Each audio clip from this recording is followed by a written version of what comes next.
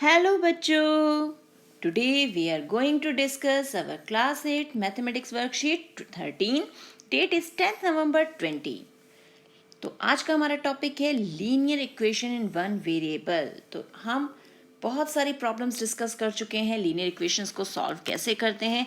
आज हम देखेंगे कि वर्ड प्रॉब्लम्स जो हैं उन्हें कैसे सॉल्व करते हैं। तो स्टार्ट करते हैं एक पहेली से। Conversation of Mahima and Shweta. Mahima asked Shweta about her age. Mahima ने श्वेता से उसकी एज के बारे में पूछा। Shweta told that her age and age of her brother are two consecutive even numbers and whose sum is 30. Now you can guess how old I am. तो अब श्वेता ने क्या बताया महिमा को कि श्वेता ने बोला कि मेरी एज जो है और मेरे भाई की एज जो है वो दो कॉन्जिक्यूटिव इवन नंबर्स हैं और उनका सम 30 है। आप खुद ही अंदाज़ा लगाओ कि मैं कितनी बड़ी हूँ। तो महिमा ने क्या आइडिया लगाया, महिमा ने गैस किया पहले तो कि मे बी 10 और 20 हो, लेकिन 10 और 20 दोनों कॉन्जिक्यूटिव इवन नंबर्स नहीं है। कॉन्जिक्यूटिव इवन नंबर्स कौन से होते हैं?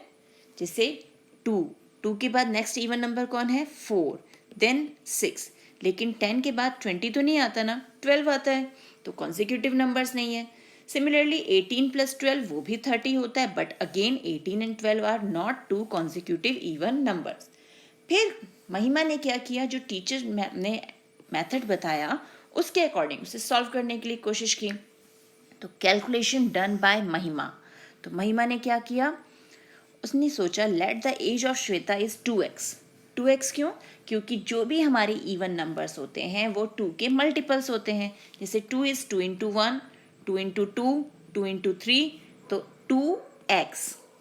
Then the age of his brother, next consecutive number even number जो होगा, तो 2 में जब हम 2 ऐड कर रहे हैं तो हमें 4 मिला, फिर 2 ऐड किया तो हमें 6 मिला, तो इट मीन्स 2x प्लस 2 हो गई उसके ब्रदर की एज। और अकॉर्डिंग टू क्वेश्चन उन दोनों की एज का जो सम है that is equal to 30। It means Shweta's age plus her brother's age is equal to 30। अब बन गई इक्वेशन।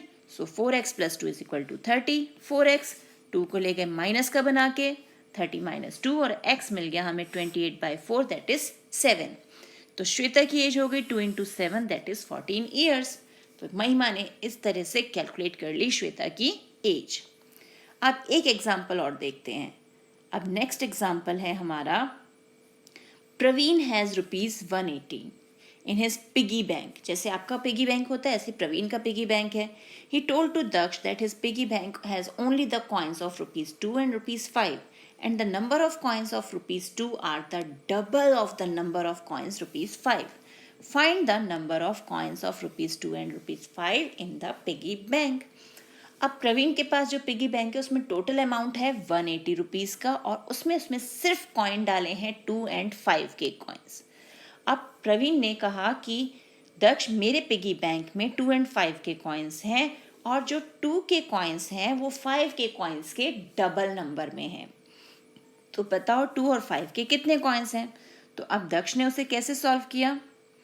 दक्ष ने सोचा let the number of coins of ₹5 in the piggy bank is equal to s।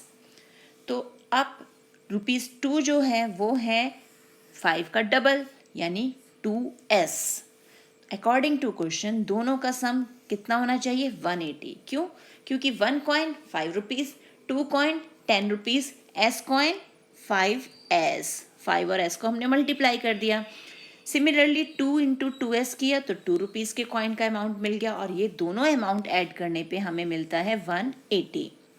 अब हम इसे सॉल्व कर लेंगे। 5s plus 4s is equal to 180, 9s is equal to 180, s हो गया 180/9, तो s आ गया 20, यानी number of coins in the ₹5 in the piggy bank is 20, और उसका डबल हो गया 2 rupees coin that is 2 into 20 that is 40। हो गया ये सॉल्व। अब देखते हैं लेट्स सॉल्व दीज क्वेश्चंस। अब हमें क्वेश्चन सॉल्व करने हैं, तो क्वेश्चन नंबर 1 देखें क्या है। क्वेश्चन नंबर 1 है, Veena took an objective type examination in which there are 50 questions. If student answer correctly, 4 marks will be given, and if answer incorrectly, 1 mark will be deducted. If Veena answered all the questions and had achieved 80 marks, Find the number of questions which has correct answers and incorrect answers given by Veena. अब objective type question में 50 questions total थे. अगर आप सही answer करोगे तो 4 marks मिलते हैं और अगर गलत आंसर करते हो तो 1 मार्क डिडक्ट हो जाता है. तो वीना ने सारे आंसर्स दिए, लेकिन उसे नहीं पता कि कितने सही कितने गलत, लेकिन उसके मार्क्स आए 80. अब हमें बताना है कि उसके आंसर्स कितने सही थे और कितने इनकरेक्ट थे. So let the number of correct answers J. तो इनकरेक्ट क्या हो जाएगा, टोटल नंबर ऑफ क्वेश्चन में से J को माइनस कर देते हैं, 50 minus J. So marks for each correct answer is 4 and marks deducted for each wrong answer. Wrong answer के लिए कितने मार्क्स डिडक्ट होने हैं, 1. और टोटल मार्क्स हैं हमारे 80. अकॉर्डिंग टू क्वेश्चन, जब वो J क्वेश्चन अटेम्प्ट कर रही है करेक्टली तो उसके मार्क्स हो गए 4J और इनकरेक्ट आंसर्स के लिए मार्क्स हुए 50 माइनस J. और इन दोनों का सम जो है इट इज इक्वल टू 80. अब हमें इसे सॉल्व करना है, यानी 4J plus 50 minus J is equal to 80. इसको सॉल्व करके हमें मिला 3J इज इक्वल टू 80. 50 चला गया माइनस का बन के, यानी 80 माइनस 50, और हमारे पास J आ गया 30/3, यानी J मिल गया हमें 10. तो ये हो गए हमारे करेक्ट आंसर्स कि उसने 10 करेक्ट आंसर्स दिए. और इनकरेक्ट आंसर्स के लिए हम क्या करेंगे, इनकरेक्ट आंसर्स के लिए हम 50 में से इस 10 को डिडक्ट कर देंगे, माइनस कर देंगे, यानी 40. तो वीना ने टोटल 50 क्वेश्चंस में से 10 करेक्ट किए और 40 जो हैं उसने वो रॉन्ग किए, यानी उसके वो इनकरेक्ट थे. अब देखते हैं question number 2. Question number 2, the sum of two consecutive numbers which was divisible by 7 are 343. Then find the both consecutive numbers. तो अब दो consecutive numbers जो divisible by 7 है, जैसे 7, फिर 14, फिर 21, ऐसे numbers हैं consecutive, उनका sum जो है वो 343 है. So let the first number x. तो नेक्स्ट कैसे मिलेगा, जैसे अगर फर्स्ट नंबर 7 है तो 7 में हमने 7 ऐड किया तो 14 मिला, 14 में 7 ऐड कर रहे हैं तो हमें 21 मिल रहा है. तो सिमिलरली सेकंड नंबर कैसे मिलेगा, जब हम x में 7 को ऐड कर देंगे. और अकॉर्डिंग टू द क्वेश्चन इन दोनों का सम जो है वो है 343, यानी first number plus second number is equal to 343. Equation बन गई. अब इसे सॉल्व कर लेते हैं. 2x plus 7 is equal to 343. 2x is equal to 343 minus 7. 2x is equal to 343 में से 7 डिडक्ट करें, क्या मिलेगा, 336. तो x हो गया 336 divide by 2, that is equal to 168. तो ये आ गया हमारा फर्स्ट नंबर.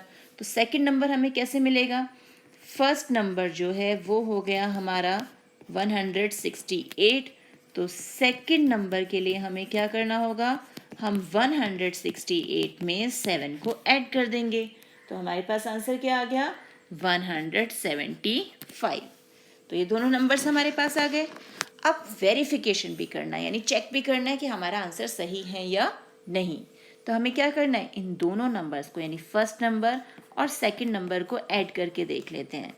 तो आंसर आ रहा है 343 और हमारा सम क्या है, वो भी 343 है, यानी हमारा आंसर करेक्ट है. तो इसी टाइप के और क्वेश्चंस की प्रैक्टिस कीजिए अपनी एनसीईआरटी बुक से. मिलते हैं एक और वीडियो में, तब तक keep practising and enjoy maths.